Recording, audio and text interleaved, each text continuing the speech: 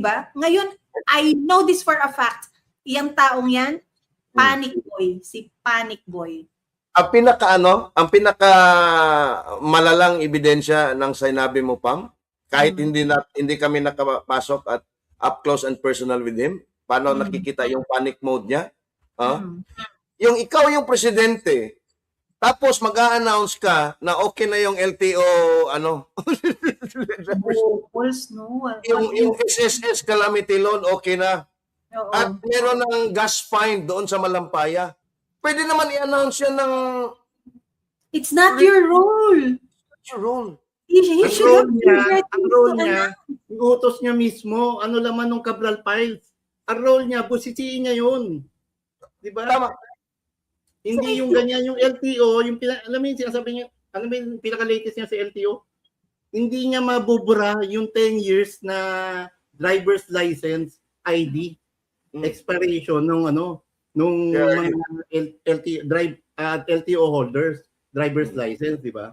Hindi niya mabubura yung legacy ng PRRD. Kung gusto niyang burahin yun, siya mismo, busisiin niya yung Cabral Files.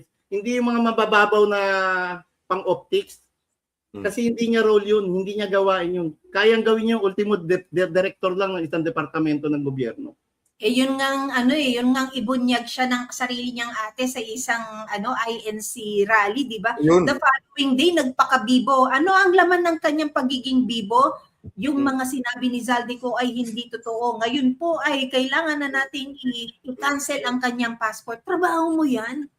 Na blackmail siya. Presidente, blackmail ka? Presidente ka? Tapos sasabihin mo sa...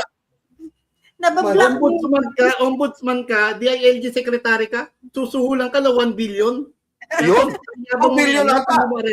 Ang kapalpakan ng magkapatid na yan, wala sila sa isang family GC para konektado yung sinasabi nila. Ang sinasabi ni John Vic, directly silang binribe. Ang sinabi ni Boying, indirectly, merong in between. A friend of a friend. Saan? Sino sa dalawang yan ang paniniwalaan mo sa lagay na ganito? Diba? And now, pagdating sa remulyang pangalan, paano mo pagkakatiwalaan? Yung simpleng dapat tama at may tahi yung mga sinasabi ninyong kayong magkapatid, wala eh. Wala. Yung relasyon ninyo napakamalapit eh.